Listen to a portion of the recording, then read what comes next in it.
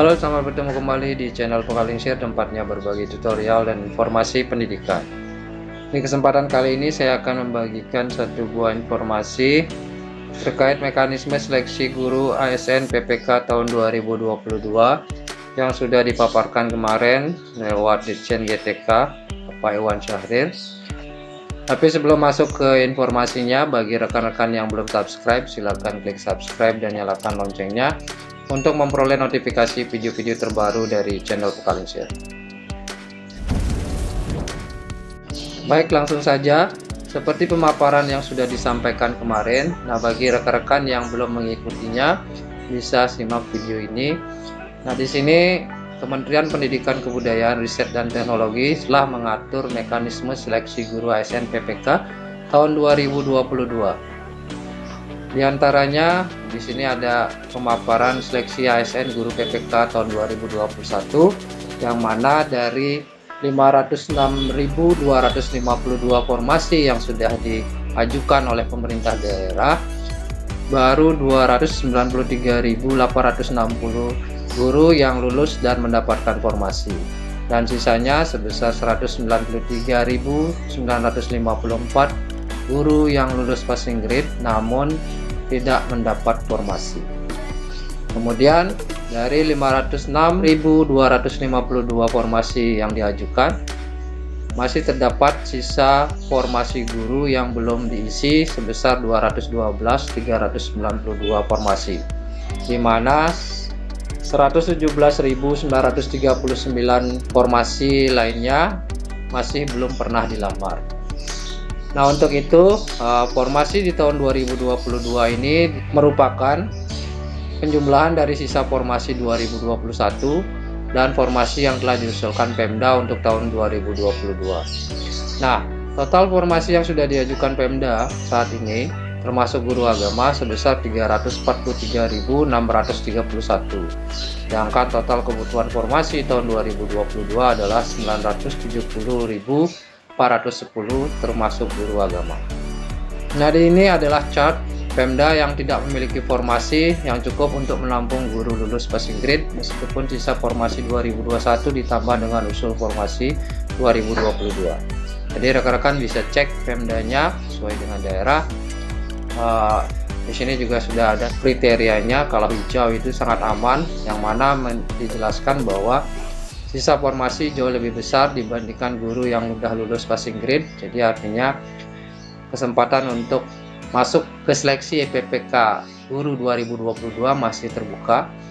Nah, kemudian ada kriteria aman di mana sisa formasi sedikit lebih besar dibanding guru yang sudah lulus passing grade. Kemudian tidak aman itu sisa formasi sedikit lebih kecil dibanding guru yang lulus passing grade. Kemudian sangat tidak aman itu adalah sisa formasi jauh lebih kecil dibandingkan dengan guru yang sudah lulus passing grade. Nah, kemudian kita masuk ke informasi yang paling penting, yang mana Kemendikbudristek telah mengelompokkan menjadi 3 jenis mekanisme seleksi guru ASN PPK di tahun 2022. Nah, berdasarkan formasi yang tersedia di daerah, mekanisme dibagi menjadi 3. Yang pertama yaitu adalah penempatan lulus passing grade. Nah, di sini adalah penempatan individu yang telah lulus nilai ambang batas pada seleksi tahun 2021 akan ditempatkan di tempat tugasnya masing-masing atau di satuan pendidikan yang membutuhkan. Nah, pesertanya itu adalah guru lulus passing grade pada seleksi ASN PPK tahun 2021. Nah, kemudian dari hasil mekanisme yang pertama ini, apabila masih tersedia formasi, maka akan dilanjutkan ke mekanisme yang kedua. Nah, di mekanisme yang kedua ini ada seleksi kesesuaian atau verifikasi. Nah, seleksi ini dilakukan dengan mempertimbangkan dimensi kompetensi profesional, pedagogik, sosial, dan kepribadian.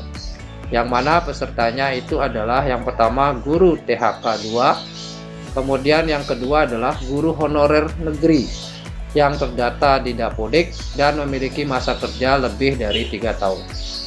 Apabila ketersediaan formasi masih ada setelah melalui mekanisme yang kedua ini, maka dilanjutkan ke mekanisme yang ketiga. Mekanisme yang ketiga ini akan dilakukan seleksi berupa tes yang dilakukan dengan mempertimbangkan dimensi kompetensi teknis, kompetensi manajerial, dan sosial kultural, yang mana pesertanya adalah guru honorer negeri yang memiliki masa kerja kurang dari 3 tahun dan terdaftar pada Dapodik. Kemudian yang kedua adalah lulusan PPG. Kemudian yang ketiga adalah guru honorer swasta yang terdaftar pada Dapodik. Nah, untuk penjelasan lebih lengkapnya lagi, nah di sini mekanisme yang pertama itu adalah mekanisme untuk penempatan guru yang lulus passing grade tahun 2021. Hasil dari seleksi 3K tahun 2021, terdapat 193.000 guru yang telah memenuhi nilai ambang batas. Nah, nanti akan ditempatkan di satuan pendidikan berdasarkan kebutuhan dan kuota yang tersedia di daerah tanpa mengikuti ujian kembali. Kemudian yang kedua, individu ditempatkan di tempat tugas masing-masing sepanjang kebutuhannya tersedia. Kemudian apabila tidak terdapat kebutuhan di tempat tugasnya, maka akan ditempatkan pada satuan pendidikan yang membutuhkan. Nah, untuk penempatannya dilakukan melalui prioritas. Yang pertama, prioritasnya dilakukan berdasarkan urutan kategori pelamarnya. Yang pertama itu adalah honorer THK 2. Kemudian baru dilanjutkan ke honorer negeri, kemudian dilanjutkan lulusan PPG, dan yang terakhir adalah kategori honorer swasta. Nah, pada masing-masing kategori ini dilakukan urutan lagi berdasarkan nilai yang diperoleh pada hasil seleksi tahun 2021.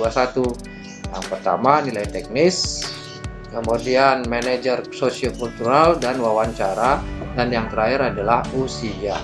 Nah, di sini penempatan guru lulus nilai ambang batas pada seleksi PPK guru tahun 2021, tabelnya dapat dilihat seperti ini ya. Jadi diurut berdasarkan kategori dan berdasarkan nilai. Apabila setelah melalui mekanisme yang pertama ini masih terdapat formasi, maka dilanjutkan ke mekanisme yang kedua, yaitu mekanisme seleksi kesesuaian atau verifikasi bagi pelamar THK 2 dan guru honorer sekolah negeri minimal 3 tahun bekerja dan terdaftar di Dapodik. Nah, seleksi kesesuaian atau verifikasi dilaksanakan apabila masih tersedia kuota formasi PPK guru setelah penempatan bagi guru yang lulus passing grade. Yang kedua, pada seleksi ini dilakukan dengan menilai kesesuaian 4 dimensi. Yang pertama adalah kualifikasi akademik dan atau sertifikat pendidik, yaitu mempertimbangkan linearitas antara bidang tugas atau mapel atau mata pelajaran dengan kualifikasi akademik sarjananya, diploma 4 atau sertifikat pendidik. Kemudian kompetensi teknis, yaitu profesional, pedagogik, sosial, dan kepribadian. Kemudian kinerja, yaitu orientasi pelayanan, komitmen, inisiatif kerja, dan kerjasama. Dan yang terakhir adalah pemeriksaan latar belakang mengenai perundungan, kekerasan seksual, penyalahgunaan narkotika, psikotropika, dan zat adiktif lainnya. Dan yang terakhir intoleransi. Kemudian yang ketiga, seleksi wawancara, yaitu mempertimbangkan integritas dan moralitas.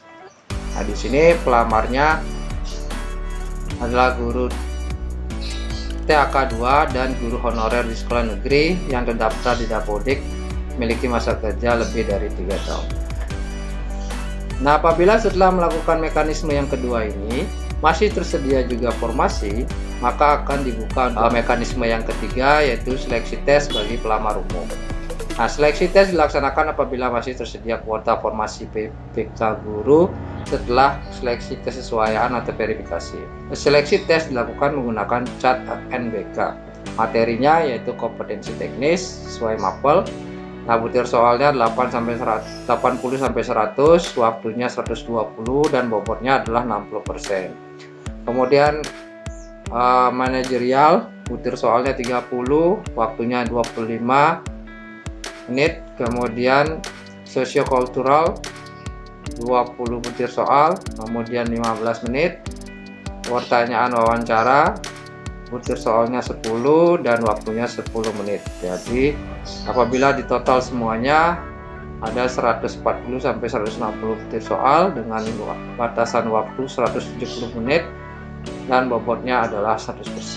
Nah, pelamar seleksi tes ini pada mekanisme ketiga ini adalah guru honorer sekolah negeri yang terdaftar di Dapodik memiliki masa kerja kurang dari 3 tahun, kemudian lulusan program pendidikan guru yang terdaftar pada database kelulusan program pendidikan guru di Kemendikbudristek. Kemudian yang ketiga adalah guru honorer di sekolah swasta yang terdaftar di data pokok pendidikan atau Dapodik. Nah, oke, seperti itu pemaparan kemarin dari Dirjen GTK terkait mekanisme seleksi guru ASN PPK di tahun 2022. Silakan rekan-rekan cermati kemungkinan atau peluang yang tersedia bagi rekan-rekan di mekanisme yang mana. Silakan nanti diikuti sesuai dengan aturannya.